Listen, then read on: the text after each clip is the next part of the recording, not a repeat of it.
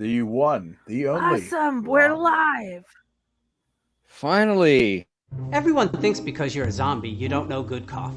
Well, they're wrong. There's only one brew that gets my seal of approval. Deadly Grounds coffee is my guilty pleasure.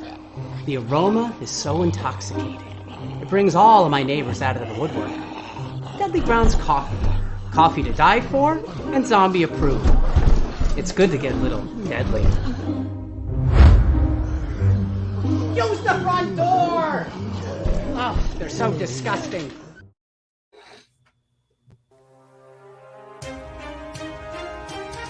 The Dorkening and all affiliated shows are not intended for anyone under the age of 18.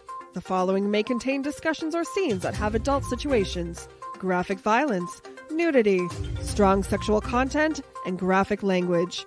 This show is intended for mature audiences only. Viewer discretion is advised.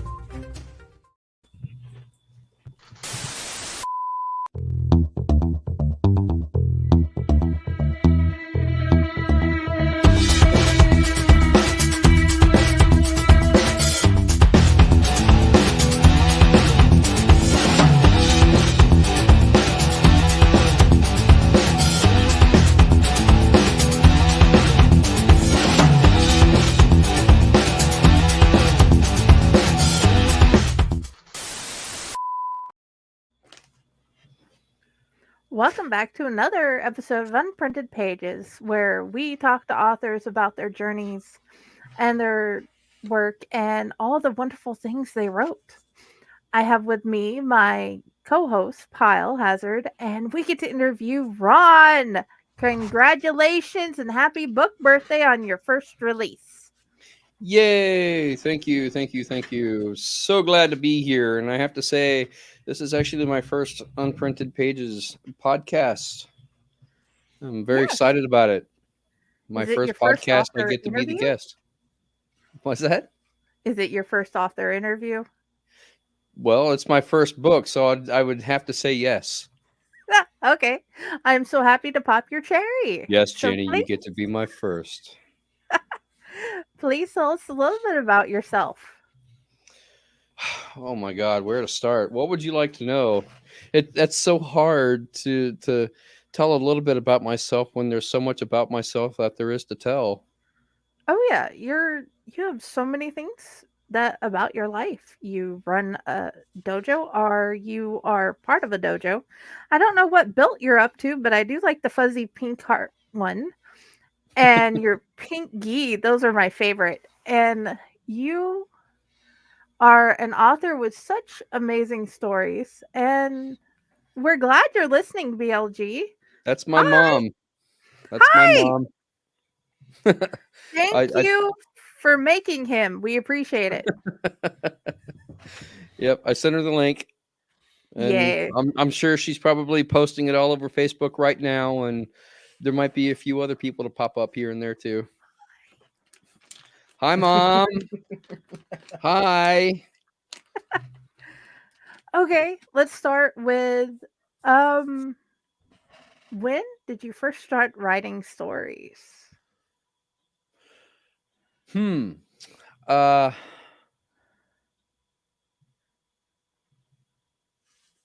exact time frame, I don't think I can pinpoint. I do know that it probably started with The Mouse and the Motorcycle by Beverly Cleary. Was one of my favorite books when I was very knee-high to a grasshopper. I had to write a book report on it for one of my classes. I think maybe when he learned to print. I had to write a book report on it. I think maybe when I was in the third grade, so 8 years old. And I wrote pretty much straightforward. This is what happens in the book, essentially.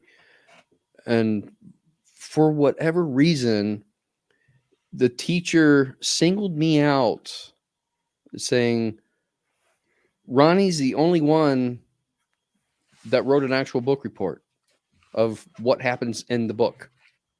Everybody else just wrote whether or not they liked it.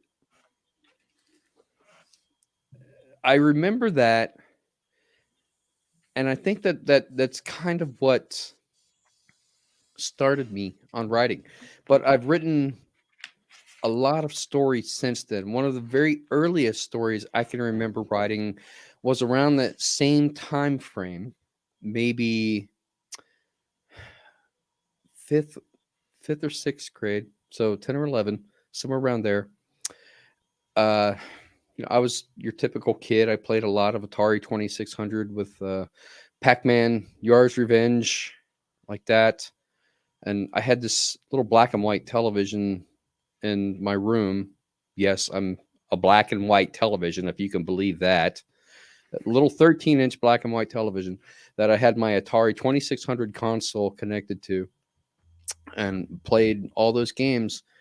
And the first story that I wrote was based on that. It was called 101 Ways to Get Rid of Ghosts. It was about a boy who played Pac-Man on his Atari 2600 on a little black and white 13-inch television, who his father brings home a stray dog, as my dad tended to do during that time. My father was a canine handler in Vietnam, so we've always had dogs around the family. And he brought this, he always brought stray dogs home until we rehomed them or kept them. And so the story is about this kid, and father brings home a stray dog. And because this is a story, this dog can talk.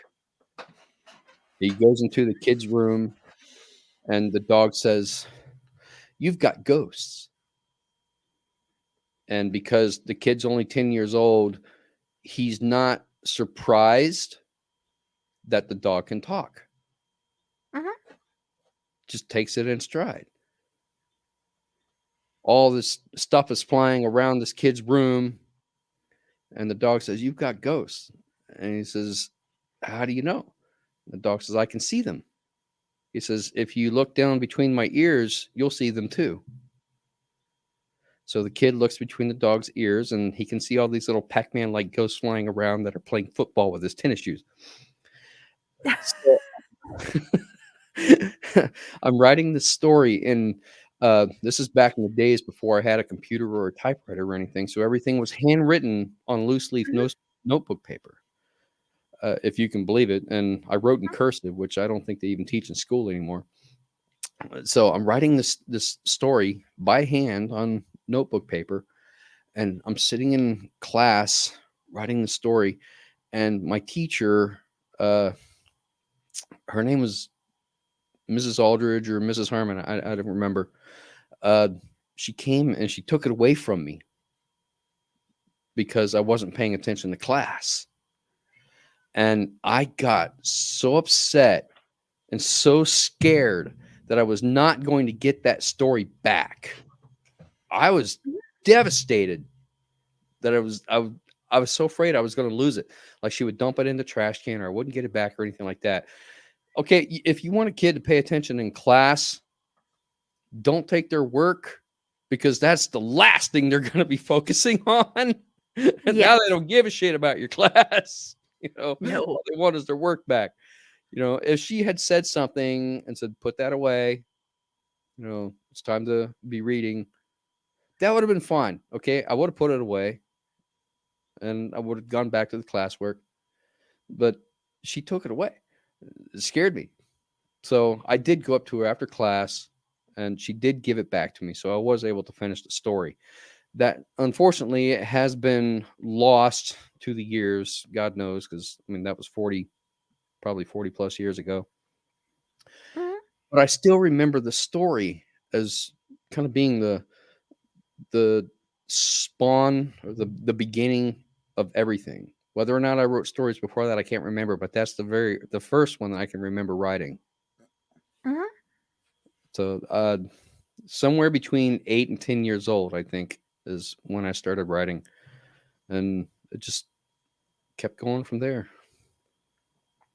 I know I saw in Animal that your martial arts has impacted some of your works. Are there a lot of your stories that it has played a part in? Believe it or not really. Most of the stories I write being largely horror based. I Mhm. haven't really found a call for martial arts in and of itself. With Animal, it seemed a natural thing because in Animal there are two women fighting each other. Hi, Tom. Tom said he was going to give me a shout out on a show tonight. I appreciate that. Awesome. There were the two women fighting each other in Animal. One was a stout postal worker, and the other one was a young fit female who takes Krav Maga, which seems to me a perfectly normal thing for a young fit female to do. But I would Mhm. imagine that a stout postal worker walking the beat, dealing with the kind of things that postal workers have to deal with, would be capable of handling herself too. So I Well, felt yeah. like pitting the two against each other would make for a really interesting scenario. Oh, yeah. Okay, hold on one second. Hey guys, chillin' to Braille Pro channel tonight. Tom Dog has a new episode and it will be stellar. So please go follow Braille Pro and check him out. Okay. We had to give him a shout out real quick too. Now a word Um from our sponsor. Back to you in the studio, Bob. I was exactly. gonna say we already did that earlier. Yes. Deadly Grounds coffee, people. I've had it. It's good stuff. I had the Dragular roast. And yeah, I intend on ordering more. So shout out to Deadly Grounds Coffee. Thank you for being a sponsor. Yes, thank you. And all our coffee brings all our zombies to the yard. Where do you get your ideas, Ron? Cracker Jack box, a vending machine. Put in a quarter and see what pops out. No, I don't. That's such a what's the word I'm looking for? It's a broad spectrum of where I would Yes. get my ideas from, because it could literally be anything, and I do mean anything. Like, for example, I saw a meme going around Facebook of taking a picture through a toilet paper tube, and it's Mhm. supposed to look like you're looking up at the moon. And so that kind of gave them the idea, okay, well, what if you were to fashion a telescope out of that toilet paper tube and you could see what was happening on the moon? So it's Mhm. little things like that that sort of spark ideas in my head. And whether or not I use them is a different story, but it sparks those little ideas. For example, Patty recently posted on the Discord a call for submission for the next anthology that will be coming out in the fall. I don't know if I'm The supposed to monsters. give details on this yet, if it's live. I don't know if I should be giving any details about this yet. I But don't know, but she I know everybody expects a anthology. So, okay, since nobody's probably really going to be surprised, we're doing an anthology about monsters. ta-da. Usual everything, but it's about monsters. We'll have that put up an actual thing set up later and for the public on the website when she's ready. But the anyway, the call for hopefully she don't kill submission us. the call for submission had the title that she was working with. I don't know if you saw it or not. Uh, I saw it. I just I can't remember what it is. see, that's the thing, is I don't know if I'm supposed to say it. Can I say it, Patty? I don't even know if she's here. I don't want to get in trouble for saying it if I'm not supposed to. It's not supposed to be live. But I looked at the title and I went, all of a sudden I had this idea click in my brain for it. Now, I'm riding into work this morning and it's dark 30 because it's 5 o'clock in the morning. Well, 5:30. It's 5:30 in the morning. It's dark outside. It's cold. And this Mhm. idea is turning over in my head about what to do with that. So now, like, I already have an idea for that anthology. that I think I can pull off relatively quickly. It's just trying to find the time to sit down and write. And it's just like one of several ideas I have right now that I want to put down. I would absolutely love to tell you what they are, but that kind of defeats the purpose, doesn't it? Hey, I'm looking forward to finding out later. I've enjoyed this one. I look forward to the next anthology. Yes, you'll be able to see on my page and his page and anywhere else I get to post snippets of different stories. It is such a great anthology with so many different subjects that he's written stories about. The next anthology, not anthology, or the next collection of short stories that I do probably won't be the next book. I have a feeling it'll be the book after the next book because, as you know, because you've already read some of it, The Ooze. I want to finish that as a novel, and I'm already projecting right now that it's going to be about 50,000 words. Might be a little longer. Depends on what I come up with to flesh the story out a little bit. But it's at 15,000 words right now. And I've already got the ideas in my head of where I want to go with it. And I've already got an ending that I'm playing with in my head. We have a mascot now. She wanted to join the club. All our cats are the mascots here. What's up, huh? You want to help out? You want to help out with the podcast? Come here. Oh, you gotta lay down, okay? There you go.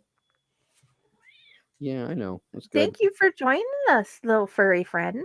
You kind of blend into the background there, Ori. Yep. Yes, Ori does. She's my little cantankerous kitty that likes to walk on my keyboard when I'm trying to type. So, as you know, right for a cat. The Ooze story is tentatively titled, and I don't know whether or not it's going to be the final title yet, but it's my working title. It's called The Last Entry of Grant Gilson, and it is an apocalyptic scenario that takes place over the course of 1 or 2 nights. It depends. I haven't gotten that far yet. After thinking about the story, I realized, does that feel good? I realized I'm not even halfway through it yet. And I know, I don't want your butt in my face. I know where I'm going with it. And I know kind of how I want to end it. So I'm fairly certain that I can flesh it out to about 50,000 words. The unofficial working title that I'm going with is The Secret of the Ooze, and it has nothing to do with Ninja Turtles. Oh, you lost me. But it's going to be a really good story because it's gory, it's violent, it's mysterious, it's dark, it's grim. It's not a happy story.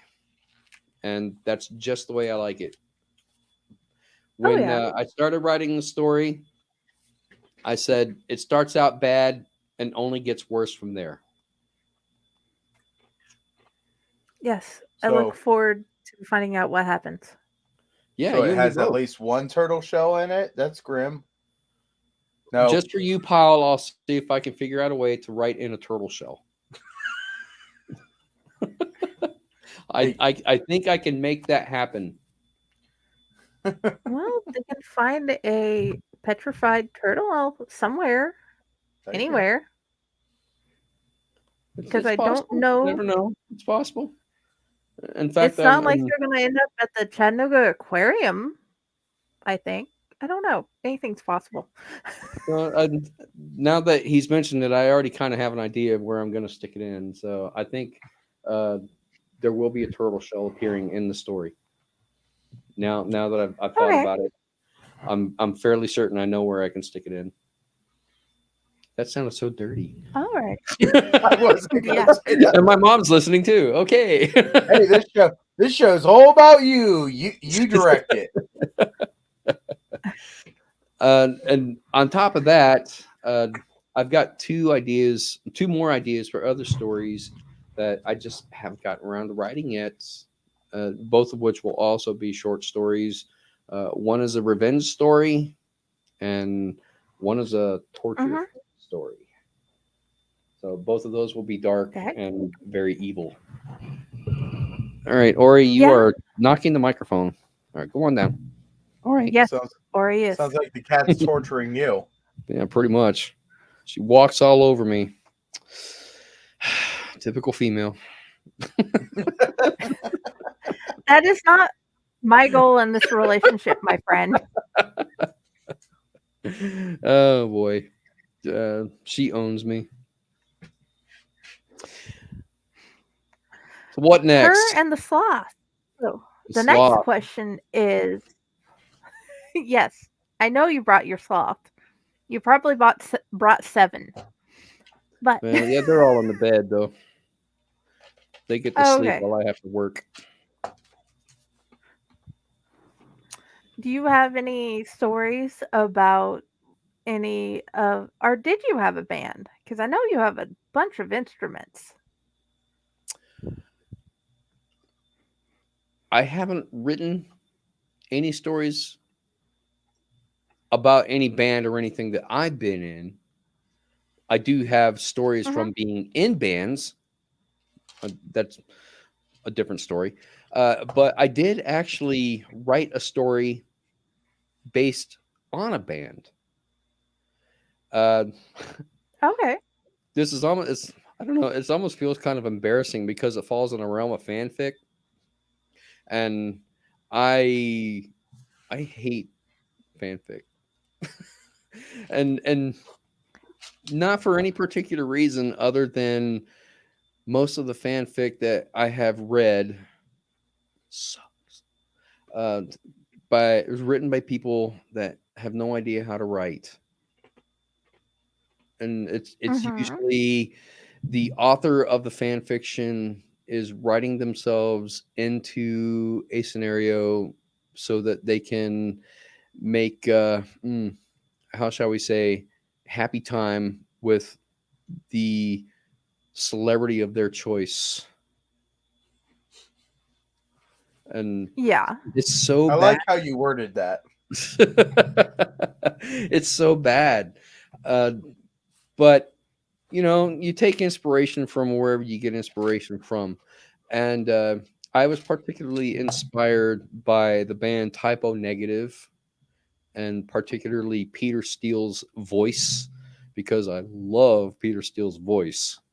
It is, I like low tone singers anyway, bass vocals or baritone, just deep. And his voice, and I'll go ahead and say it even as a guy, is very sensual. He has the Typo Negative has a song called Haunted, which is very slow. And if you know anything about Typo Negative, it's very sensual. Haunted inspired me to write a short story based on that song. Okay. I don't know. I think I probably still have a copy of it on paper format, but not on my computer. Though, you know, it probably won't see the light of day in any of my story collections. Sorry, Peter Steele. You know, That is okay. But as far as stories Now the picture about of him reading it. what's that? Now I have a picture of his ghost sitting over there flipping through your papers, reading it just for the fun of it. But as far as stories about bands, horror stories about bands, I don't think I have any. I think The Haunted was the only one that I did as far as bands go. okay. Which one of your characters would you like to have a coffee date with? Or a dinner or whatever, just to talk with? And it doesn't have to be published yet.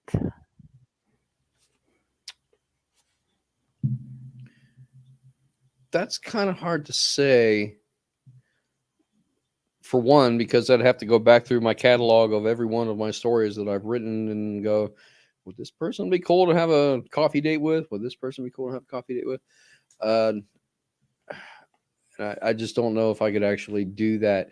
I can say that a lot of times, and I think that most writers do this, they put a little bit of themselves in one of the characters that they're writing. It doesn't necessarily have to be the main character. Sometimes it can be a side character or a character that's pivotal to the story in some way. They put a little bit of themselves, or that character is based on them in some way. So really, to have a coffee date with one of my characters would basically be having a coffee date with myself. So That's the first time I've heard it put like that on the show. you know, I spend a great deal of my time alone and in my own head anyway. So I drink coffee all the time. So I mean, I have a coffee date with myself every morning. Well, I do too. What is your favorite flavor of coffee? Something But that mine is somebody else usually with makes. my mother-in-law. Something that somebody else makes. Something that Okay. somebody else You makes. don't have a Can I be a particular basic brand white bitch and and flavor say that I you really buy? like pumpkin spice latte? Yeah, Yes, if that's you like. perfectly fine. Oh, but you know what I really like? The double chocolate frappuccinos. Those are really good. Those are good too. Yeah. I could totally go Especially for if you that. add extra shots. I love those. Oh yeah. Yeah, that sounds so good. Shot espresso. I go for that. That's what I like. Yeah, double shot, double chocolate frap. Yes. Okay, now I want to go to the coffee shop. Too bad I can't bring you both with me. Oh yes, and your mom says you really like Mountain Dew. Well, whatever would give you that idea, huh? Why would you think that? Oh, I have no idea what you're talking about. Unfortunately, we are It not almost sponsored by seems like Mountain Dew, but hell, I'll endorse them. We have it a coffee almost seems shop like right it's the beside my Honker's house. choice. Mountain Dew and Monster, baby. Exactly. So, next question. Where do you like to write your stories? What is the most comfortable place? Exactly where I'm sitting right now, in front of my computer. In your studio? The room may change, but the setup rarely does. I do my best Okay. writing when I'm actually sitting at the computer.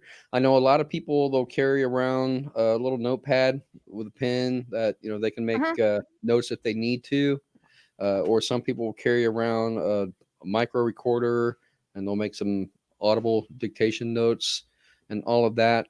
But I do primarily, when I write, it's all stream of consciousness thought. I will, if I have an idea gelling in my head, I narrate it in my head. I actually narrate it how I plan on writing it, so that when I finally sit down to type, the words are already there, at least up to a certain point. If I don't know what all of the words are, I'll have at least certain key phrases that I want to get out. And if I hit those key phrases, then it usually kickstarts to whatever the next thought is going to be. So the words just flow. I don't know what it is. I sit down at the keyboard, open up a Word document, and once I get one sentence started, the rest just keeps coming. It's like, open up the floodgates. Okay, here it comes. The problem is that I probably type anywhere between, 75 to 88 words a minute.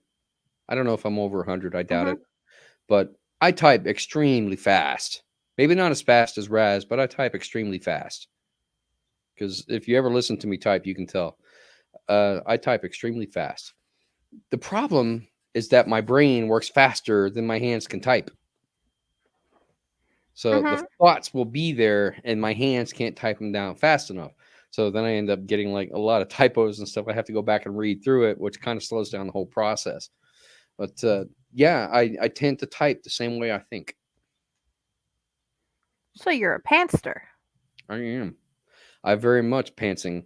In fact, that discussion came up tonight at dinner. I was out with family celebrating the release of the book, and my cousin Katie, she is just recently opened an event center here in Marysville, Ohio, called Grain. Shout out to Katie. And Yes. they haven't even had their grand opening yet.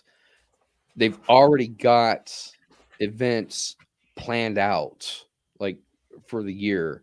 So I expect it's going to be very successful, and it's her full-time job now. So we're talking, and that question was actually asked of me, how that whole writing process comes about. I said it's different for a lot of different writers. There's two methods that you can approach it by. You can be the kind of writer where you meticulously plan out every detail of what you're going to write in a big outline, and then you give certain scenarios for each one of those sections of the outline, and then you go through and you write the book, and you already have your ending planned out by the time you get there. Or you can be like me and use the pants method, or pantsing, which is basically you sit down and start typing. You have no idea what's going to happen until you actually type it. That's the majority of my writing. Shorter stories like the date night that you read started with flash fiction. And I wrote the first page and a half, with no definitive idea of where I was going with it. But then once I sat down, I said, because I didn't get a chance to finish it. Once I sat down and started typing, it was there. Flash fiction. It's like the idea was there in a flash. I knew where I was going with it. I knew what I wanted to say and how I was going to get there.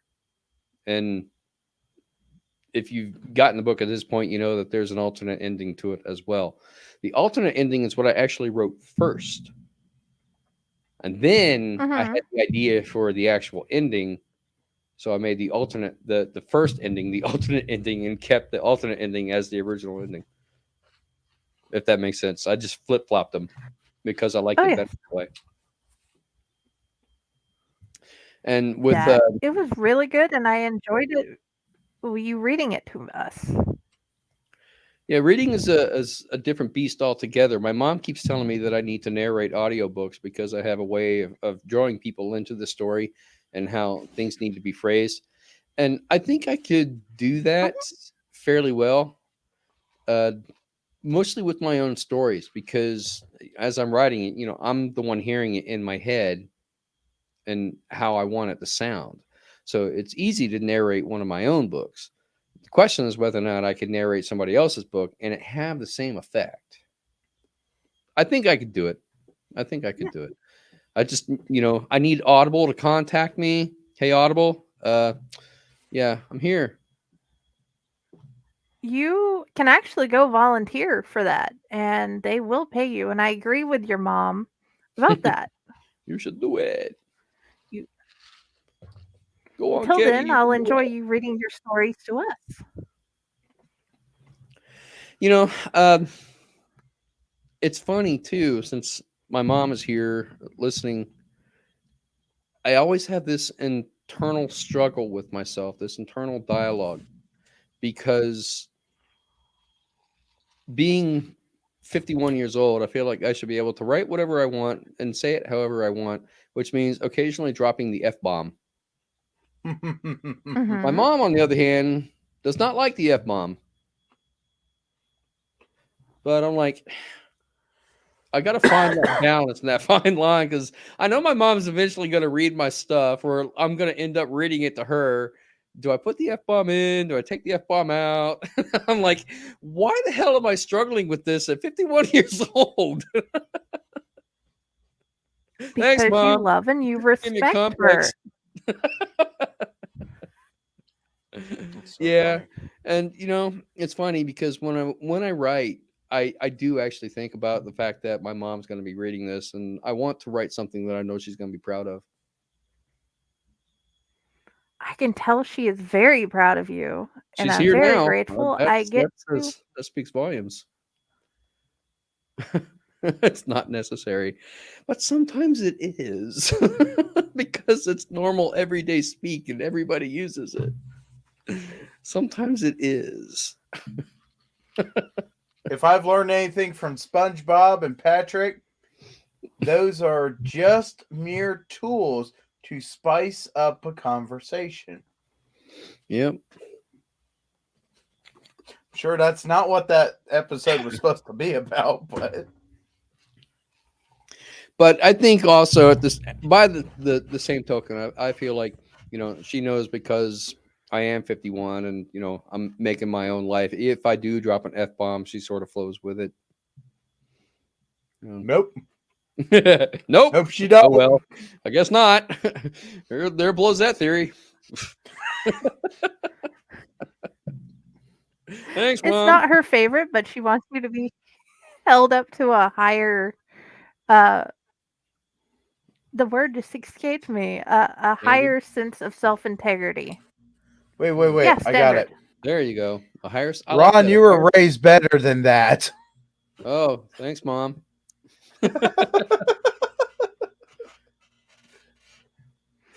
I do try to keep her sensibilities in mind when I write, though. Believe it or not, I do actually think about that. So I do have a question. She I've been appreciates sitting here and waiting. Okay. It's a question that I like to see writers actually answer it and actually admit it if they've got one. Do you have a character through your, well, what you have booked now and through kind of your entire process of different ideas and different writings that you could find this character, and it doesn't have to be a main character, it could be like one of the back characters that has been in almost all your writings? Kind of like a Where's Waldo type. Huh. That's a good question, Pyle. Damn. Didn't expect that, huh? No. That's actually a really thoughtful question. I don't even know how to answer that because I've never thought about that before. Well, it's the kind of thing where I'd have to do a deep dive on my stories to see if I could figure out if there's any potential of that. Off the top of my head, I can't think of anything. I haven't found one in what I've been given to read. That's a really good question. Damn. I don't know. I don't know if I have an answer for that, Pyle. Well, that's fine. I mean, this is your first one that is being published. In the future works, I'm sure that it might stumble across. Let's pose this. Let's put that one on a back burner, and I will pose it to the readers. If they read my work, and if they see any characters that seem to have a similarity, that could be the same character throughout different stories, come tell me. Let me know which character you think that is, and we can go from there. Okay. I like that idea. I just know the ones that I have talked to and the ones that me and Friday had interviewed. They actually admit that there has been a character that pops up in the background and they don't even know it happens until they're so far along.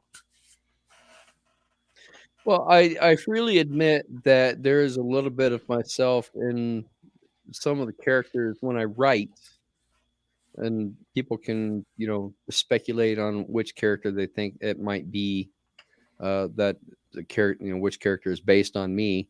I will say that for last entry of Grant Gilson, Grant obviously is a character that's based on me, in some regard. I don't know. That's a really good question.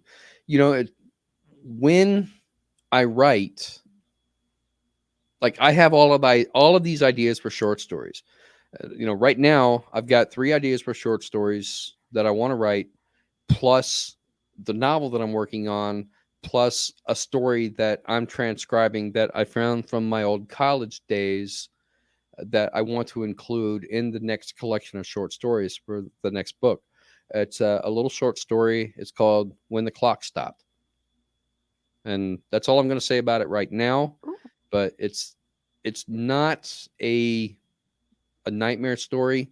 It's not a scary story. It's one person's perspective. But there's so many things you can do with that. Yes. And I like the story because it's kind of different from everything else that I've written. And I think that it will be a good addition to the next collection of short stories for the next book. I'm about halfway through transcribing it in. I haven't had time to finish it because I've had all the, everything else going on as well. But it'll be interesting to see if people can find any kind of character that seems to transcend all of the stories, just because all of the stories are different. When I sit down and write, I'm solely focused on that story, regardless of the fact that I have all of these ideas, floating around in my head out there in the ether, waiting for me to type them down. When I type or when I write, I'm only focused on that story. What is happening in that story? What is happening with that character? How am I getting to the next point? I'm not thinking about the other ideas that I have for short stories. There's no cross-contamination, which, I suppose I could make that happen if I wanted to, so that all of the stories take place in the same universe, but I don't want to do that.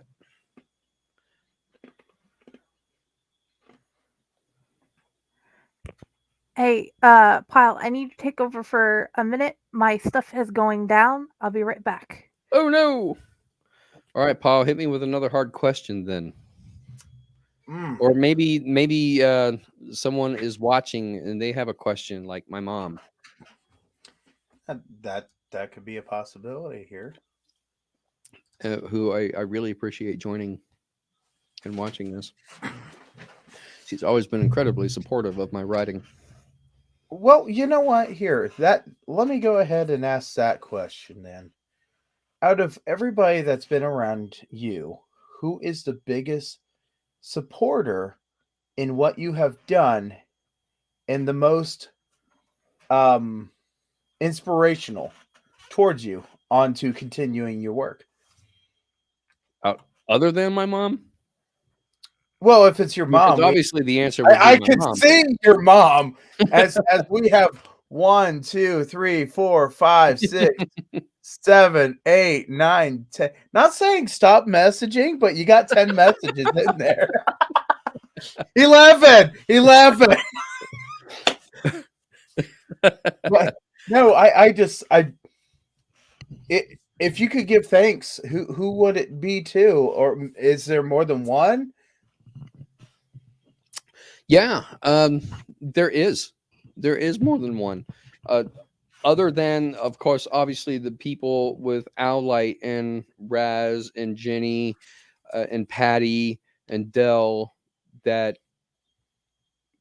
we've been communicating. Obviously, you know this because you've been in the chats, and they've been incredibly supportive with the writing process as well. But outside of Owlite, this whole thing started because of Raz to begin with, and right.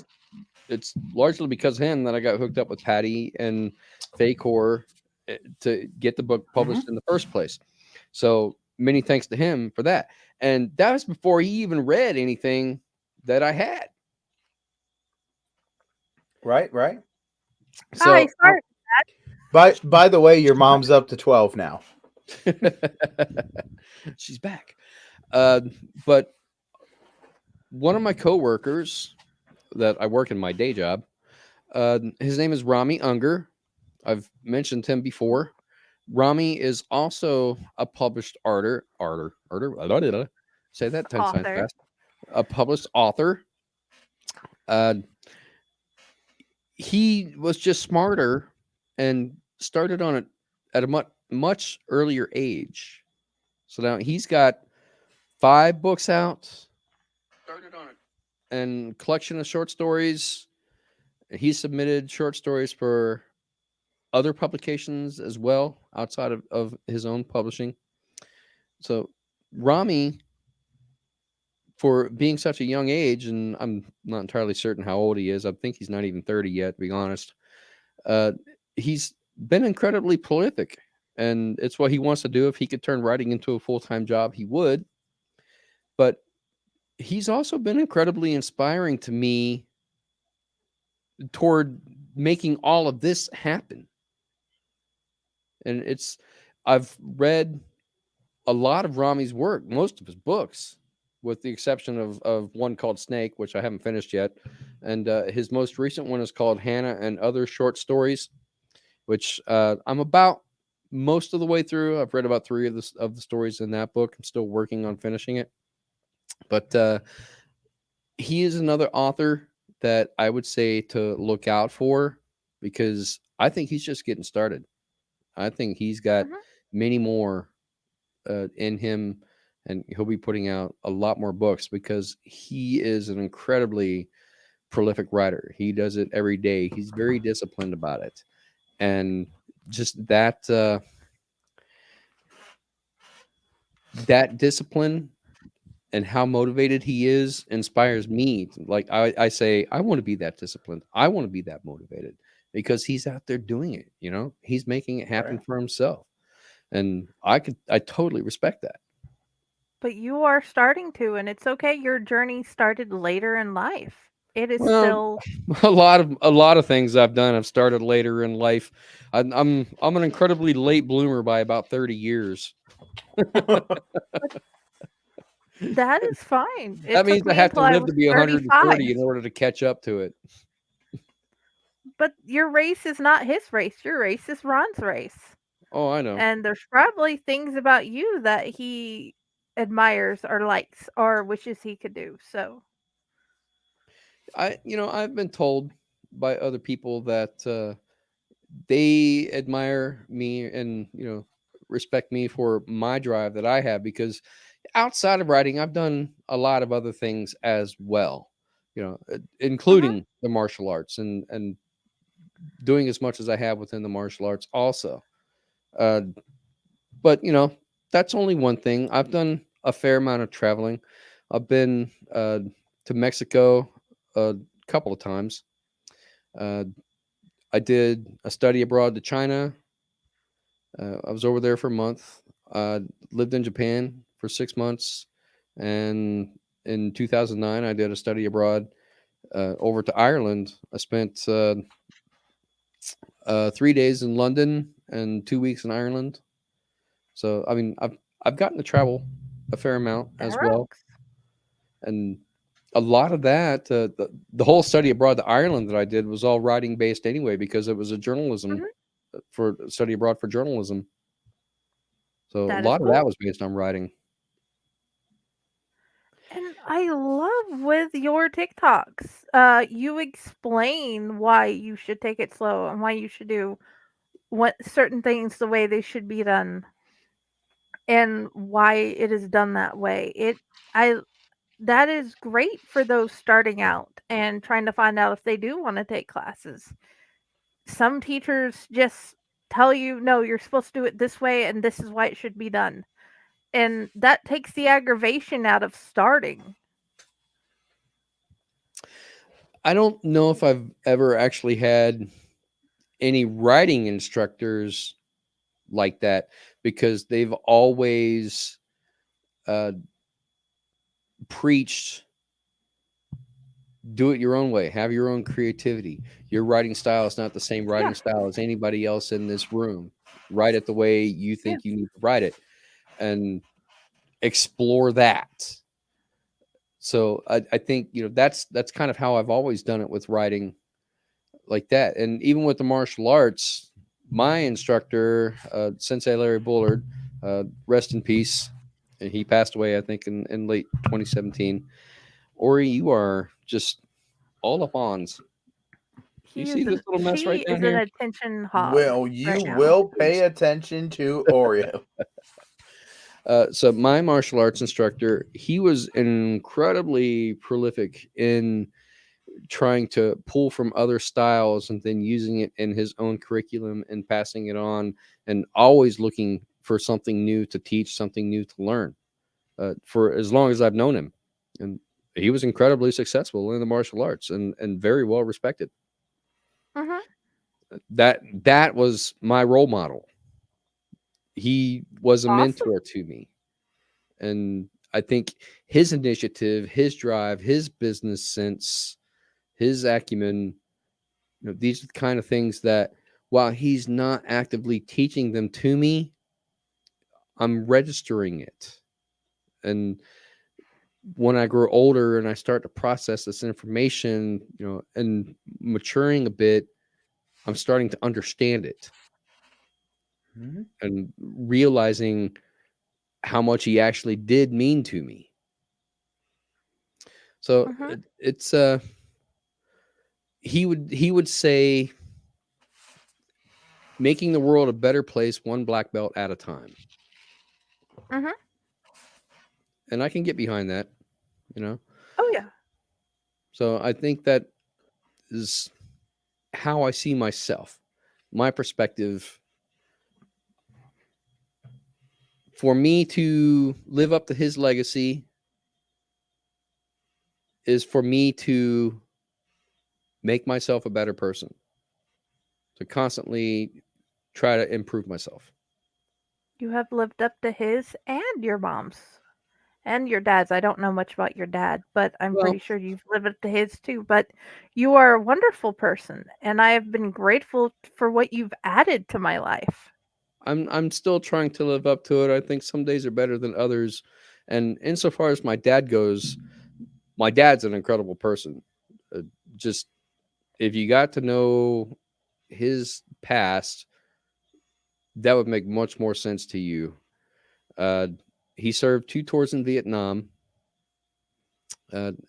He served during the Tet Offensive. He was based at Tan Son Nhut during the Tet Offensive, so he was right there when that was happening in the Chinese New Year. He used to race motocross as a hobby. Ooh. Rode a Kawasaki motorcycle and raced motocross. That was his hobby, racing motocross. And then he actually went to school. He got a degree in business management and one in fire sciences. So 2 degrees, one in business management, one in fire sciences. He was a fireman for the Port St. Lucie Fire Department in Florida and worked his way up to paramedic. So, his job was running into burning buildings and saving people. So Vietnam, motocross, fireman. Then when we moved away from Florida and moved to North Carolina, he opened up his own business and then ran it for 14 years and was incredibly successful. Business made pretty decent money and was very prominent in that area. So everything my dad's ever done, he's been incredibly successful at. And I like to say that I am incredibly blessed to have the parents that I do, because I'm one of the very few people I know in this day and age whose parents are still married. My parents have been married for 55 years. That is awesome. And how often do you see that now? I come from a very tight nuclear family. I get along very well with all of my family. My sister and I are very close to each other. In fact, I just saw her earlier this evening. She was there at the dinner. And, that's the kind of upbringing that I had. I like to describe my upbringing as very Brady Bunch without all the kids. It was very Leave It to Beaver, I guess. Very wholesome, very family oriented. That is awesomeness. So do you like playing pool? Why do you ask that? I have no idea. Just something popped in my head at you getting your butt kicked. I think you're looking at something. You probably you know something about this. I would never look at the chat room as people are posting and could kick your butt at billiard.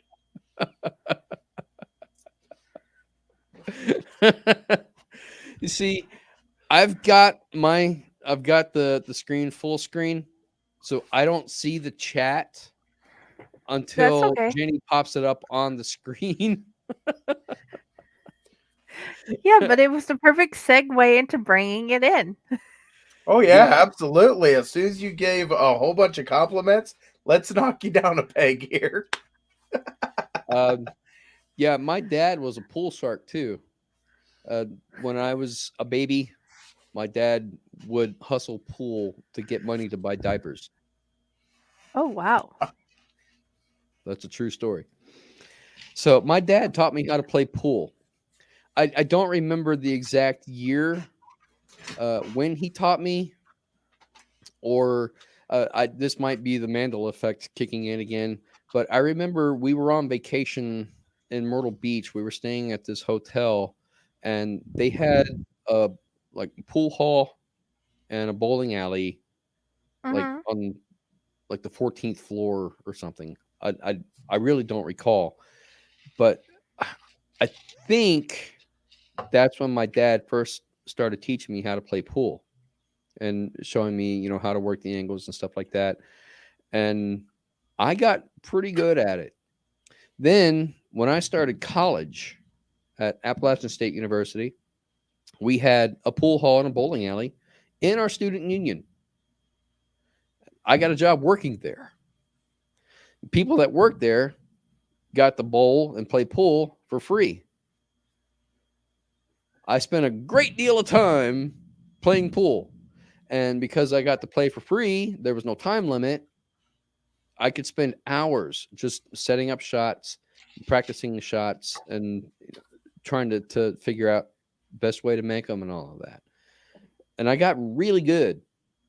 And then, of course, over the years, I'm still good at pool, but my dad's always been a little bit better.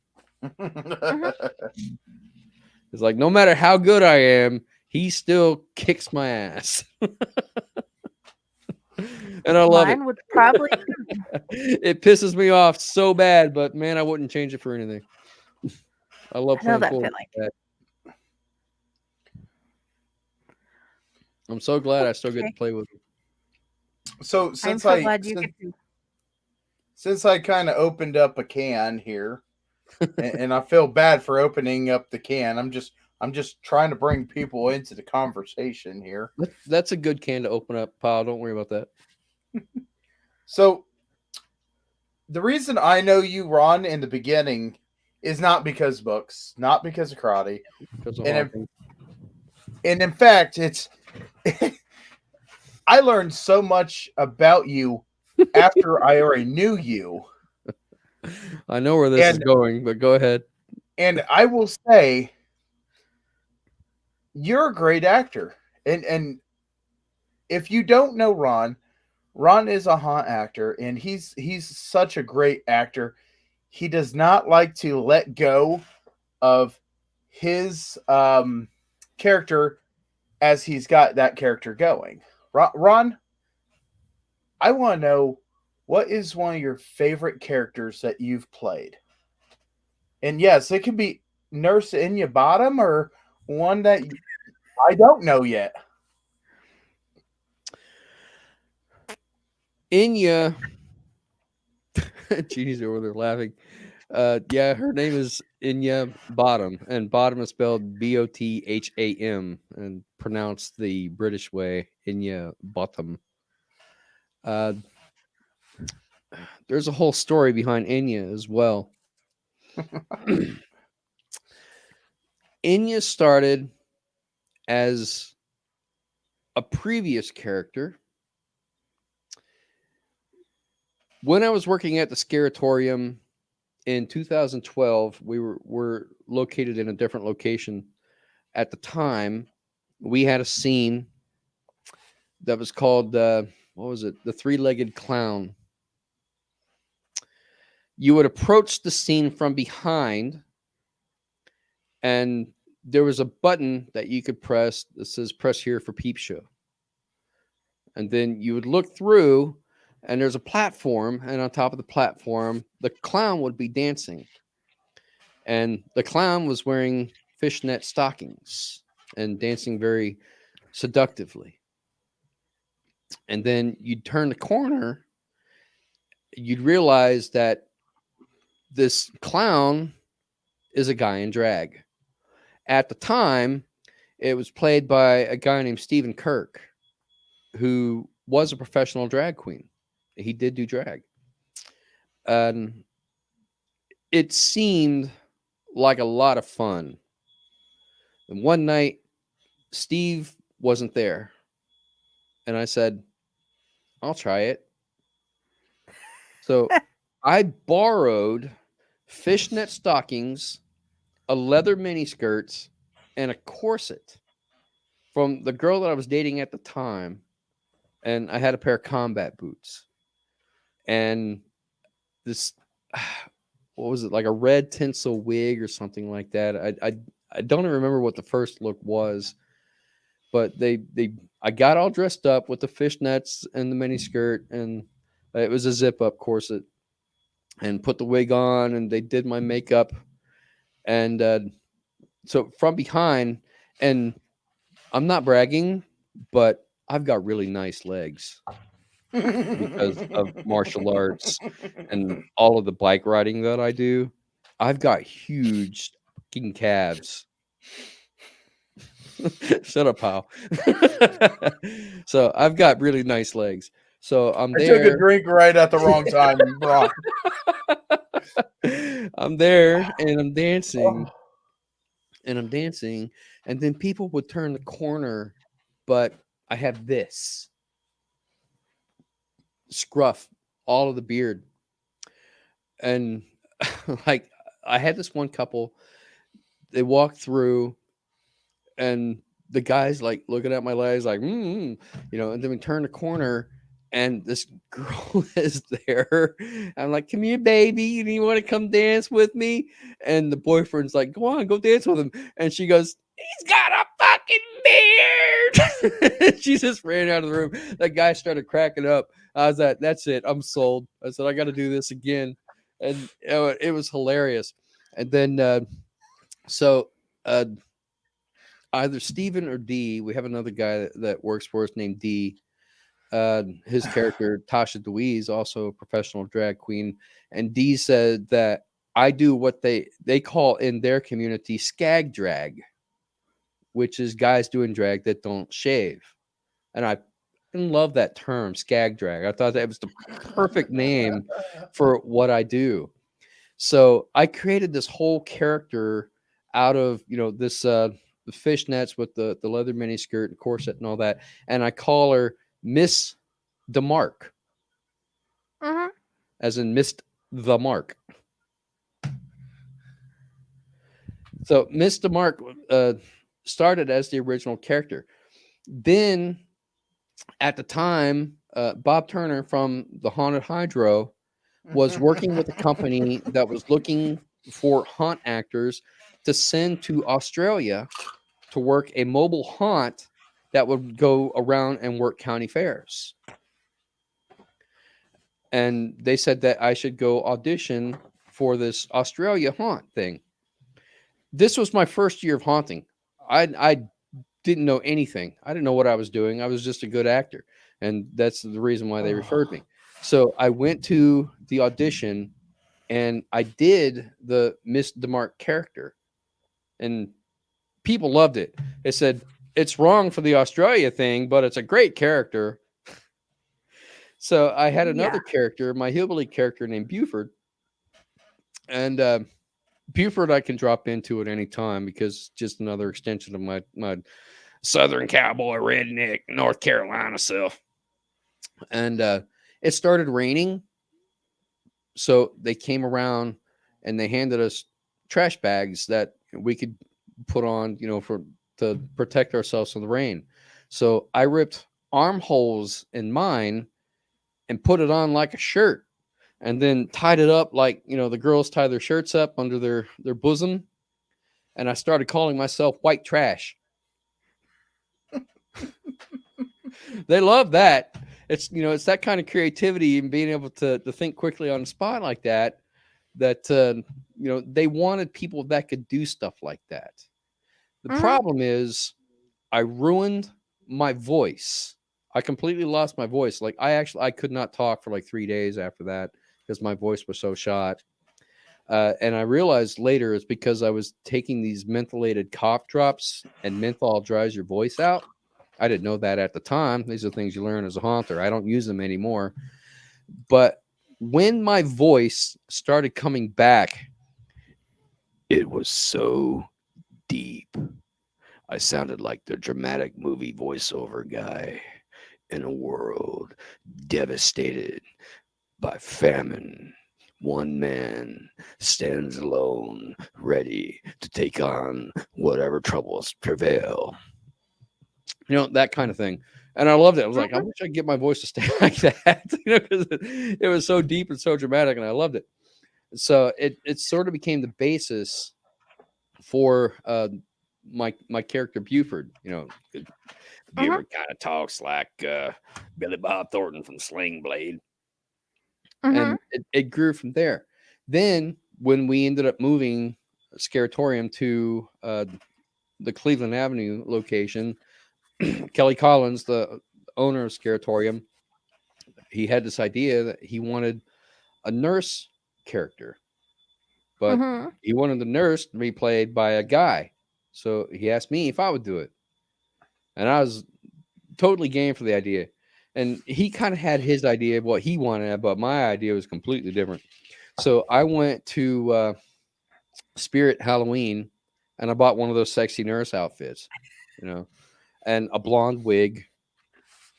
And the character just grew from there with the sexy nurse and the blonde wig and all that. It was such a hit. When I first started doing it, I envision, you know, Nurse Enya comes out, the sexy nurse, you know, with the zipper all the way down and the blonde hair and the nice makeup, looking all slutty, you know, and then she comes at you like a drill sergeant. You got a problem, boy? You get up against the wall and you spread them. We're going to do a rectal exam now, and you better not be carrying any contraband. I could not carry that for 5 hours a night. I started destroying my voice. My head started hurting. It was killing me. I thought, I can't continue doing this.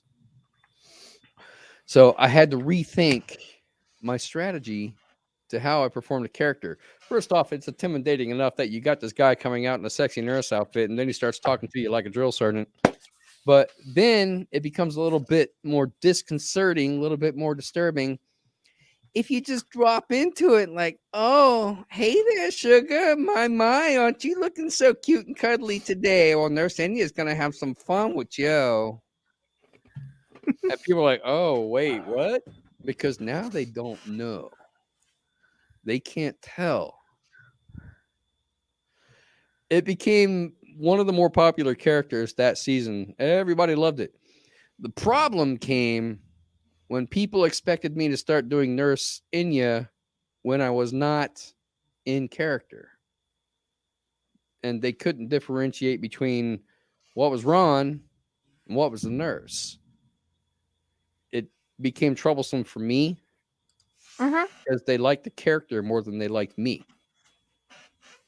And I had a problem with that. So I wanted to stop doing that character. Now I only do it on special occasions. I don't do it very often. I don't bring the nurse out very often. But Mr. Mark, you know, was the forerunner of Nurse Enya, and Nurse Enya became popular. Now I do actually have another female character named Fetch. And Fetch is the pole dancing cowgirl, which I don't know how I keep getting myself into this, but, you know, I guess this is what people expect. But, hey, I mean, I made $7 in tips one night dancing at the Haunted Hydro while I was doing Fetch. So, there's, you know, I mean, it's not all bad. And what the hell this has to do with book writing, I have no idea. Thanks, pal, for starting that mess. Well, you know what? It's not just about book writing. It's also about the person that creates the books.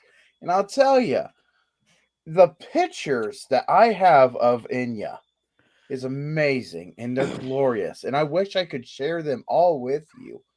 But, But I don't have the capabilities. and we don't want to get kicked off of YouTube for indecent exposure. You Not that I look think any fully of them are actually clothed. indecent. But yeah, okay. In There you this go. picture, you seem to be covered. Hi, Mom. Very sexy. Remember, I can't see your comments. Gee, thanks. Oh, but I can. That's going to live in infamy. Oh, boy. Oh, They never needed to see that. no, I will tell you, I absolutely think so much about you, the way that you can go from one character to another character. And the thing is, for you to be a book writer and you go from one book to another book to this to that, you know what? That is incredible that you're able to do so much with switching your mind. And I can't wait to see on what you come up with next, be it in the haunt industry, be it in the book writing, be it, well, I don't know how much, karate is switching your brain thoughts that much, but That's a whole nother story. Oh, man. That's opening up another can of worms there if you start talking karate. Since martial arts are one of my primary focuses outside of writing and haunting, there is a big, huge, ginormous debate about the practicality of kata forms and whether or not they can help you learn to fight. Someone posts a video of performing a kata, and without fail, someone will comment, "That'll never work in the street." Well, no shit, Sherlock. It's not intended to. It's a kata. The whole mindset for practicing kata is not the same mindset that you're going to have for practical self-defense in the street. One is Okay. supposed to enhance the other, not replace it. Let's start by explaining what a kata is, please. A kata is best explained.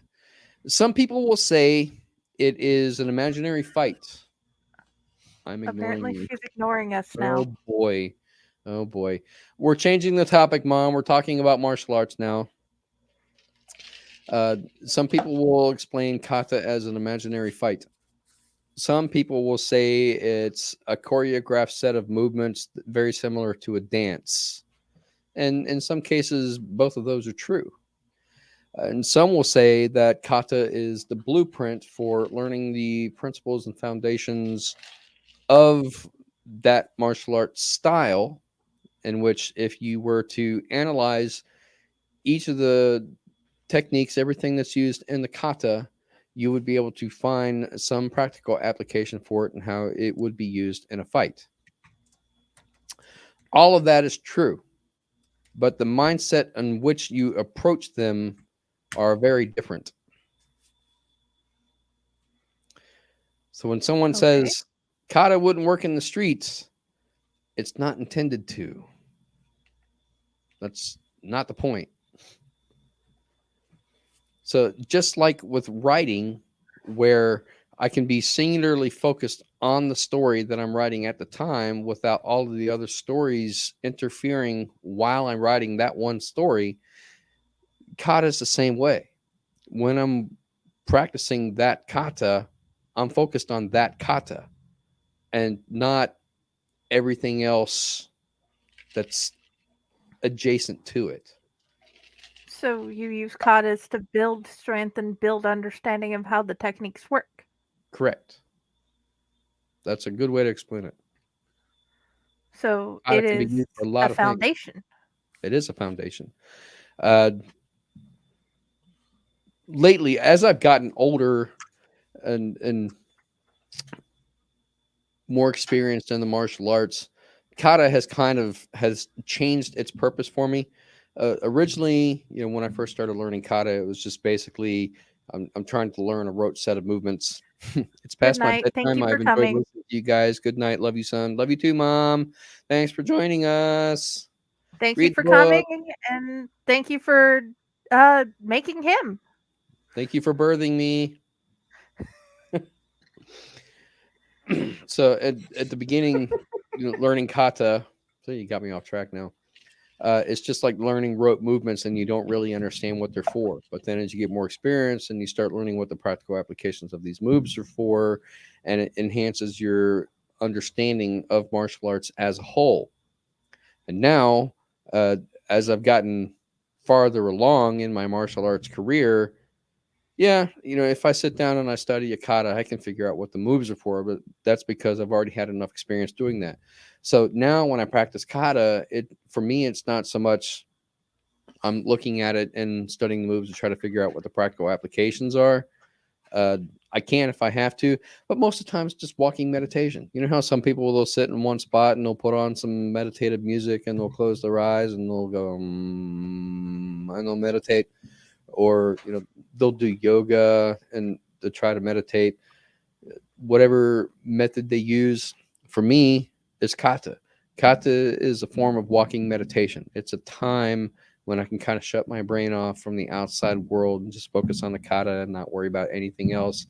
I get some fitness benefits out of it. Keeps me in shape. It helps me breathe. It helps me to relax. I can do it powerful. I can do it slow. I can do it whatever speed I want to. I can be intense. I can be relaxed. It's just kata has a lot of benefits, and for me now, it's really become just something I really enjoy doing, just for the whole physical and mental aspect of it, even without needing to learn it for the practical application that I would use it in self-defense. I'm secure enough and confident in my skills that I can handle myself. I'm not worried about that. So I don't necessarily need kata for that now, because I've got the skills. I don't necessarily need kata for that. I like to have an understanding of what the moves are for, but I really do enjoy it for meditative aspect. That was a long-winded answer for a very simple question. But okay, I got more out of that, and anybody who has actually looked at any of the forms of practice and various other parts that it knows nothing, they may have a better idea, because I'm seeing as like those lovely people in the park, they're practicing martial art movement at a slow pace, but they're also strengthening. Yeah. And they're getting used to the movement as well as having a meditative time, because they're just not thinking about anything other than keeping the sets of movements in order in a way that won't hurt them but will strengthen themselves. Yeah, I mean, I love the way I feel after a good kata practice, because my whole body is invigorated, so that when I finally do sit down to relax, it's just like, and my mind feels like I did something, I accomplished something. It makes me feel good that I got through it, and I think if more people actually understood kata from that regard, a lot more people would be doing kata. Yeah, because I didn't even know what the word was to describe it until now. Learn something new every day. You've taught me multiple things by just listening to your TikToks. So I knew I didn't know anything. Now I know I didn't know a whole lot. And I'm starting to understand some of the things more as I listen. Well, I mean, I tend to look at things with a practical, analytical eye anyway. I like simplicity for simplicity's sake. I try not to make things overly complicated. even when I write, my writing is pretty straightforward. If something has to be complicated in the writing, I try to think through it myself. How can I explain this so that the reader will understand that it doesn't seem overly complicated? It's the same way with martial arts. I like simplicity for simplicity's sake within the martial arts. You can make it as complicated as you want, but ultimately it comes down to you and the movement. Okay. That sounds perfect. And that Why helps. make it more complicated than that? Yeah. Okay, we are coming to the end of the show. I have 3 more questions, No! and then we should probably end Okay. because our shows are usually about an hour and a half. One, Well, I can still have to zombies pack for fly? tomorrow anyway, since I'm going down to Missouri to teach at a martial arts seminar. So Yeah. I I guess I could didn't probably. plan on being on at 11, nearly midnight. Well, I guess, nearly midnight your time, but there was complications. That's because I was out partying with the fam. Oh, I hope you we're had the best time we're only ever. at 10:47 here in Ohio time. Oh, I got Yeah, plenty of but time. we're man. at a 1 hour and 20 minutes on the counter. So, can Right. zombies climb, gentlemen? All right. The question What? was, can zombies climb? Yes. Can zombies climb? Huh. I will answer that, but I'm going to answer it in a roundabout way. I Yes. have a jersey, and my jersey has a picture of a zombie looking at a toilet with little question marks over its head, and it says, "Do zombies poop?" And people read this shirt and they love it. Everybody comments on it that reads the shirt, and they say, "That's an interesting question. It's very philosophical," because it is. Zombies, if we reasonably agree that they're supposed to be dead or unalive or reanimated, they do not have a metabolic process, no metabolism. That means that they do not have a digestive process. They don't digest anything, but they still have that synapse for hunger that keeps firing in the brain, making them want to eat all the time. So they keep eating. But where's all of this going once it gets inside them? Do they actually swallow it? Or do they just kind of chomp at it, but they never actually ingest it? Now, if they ingest it and they swallow it, there's nothing in their brain to tell them when they're full. So now you got all of this carnage, this dead flesh, rotting carcass that just keeps building on top of each other, building on top of each other, building on top of each other until their whole stomach explodes. And now they've got all these entrails and stuff that they've eaten they're dripping out of them, and they still keep eating because they're still animated, right? So Yes. all that to say is that they don't know when to quit. Even if they have no reasonable thought, something is going to drive them to go wherever the food is. That means if the food is up and they have to climb to get there, they will unknowingly figure out how to get there without realizing it. Typically, this will be a zombie pile. Not you, Pile. Yes. I mean, unless you're a zombie pile. As soon as you said that, I knew we were going to. We're going there. Zombies piling on top of each other, trying to get to the food. And eventually, the pile is going to get so big. Not you, Pile. I don't know. You said you're close to 300 pounds, so maybe. Who knows? 365 last time. There you go. Woo! Yeah. He's a big boy. He's a big boy. He's all right. So the zombies will pile on top of each other, and at some point, one zombie is going to be crawling atop of that pile to get to wherever the food is.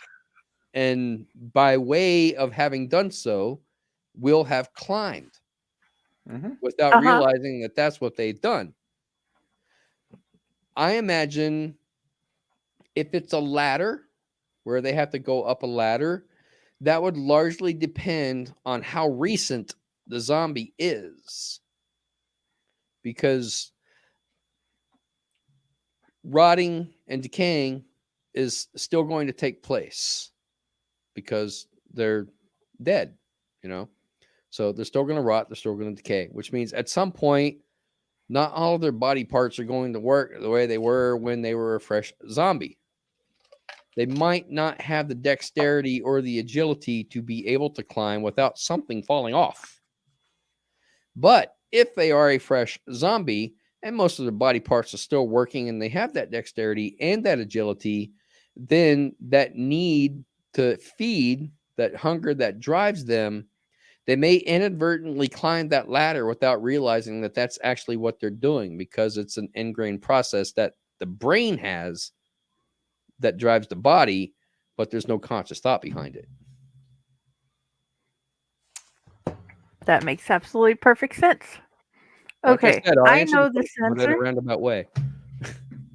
Okay, I know this answer, but our viewers do not. Do pineapples go on pizza? Did you look at his post? You have the picture. You tell me. I have the picture, but they don't know what you think. Well, then post the picture and they following will know. you. They will post the picture and they will know. Okay, so he does have an answer. I just didn't know if he wanted me to show you the answer, but it's one of my favorites.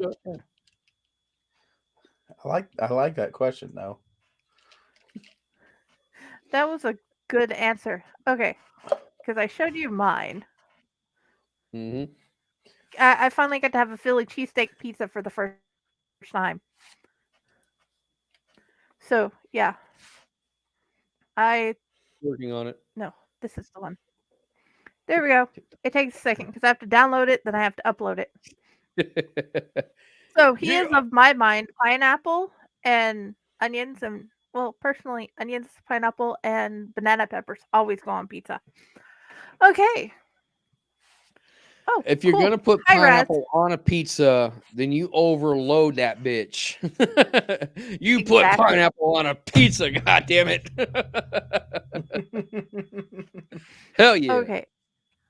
The last question, like the other one that I stole from Kelly. Yes, I stole questions from Kelly Lynn Colby because I love them. For those in the audience who are watching that knows her. What is your favorite ice cream? You know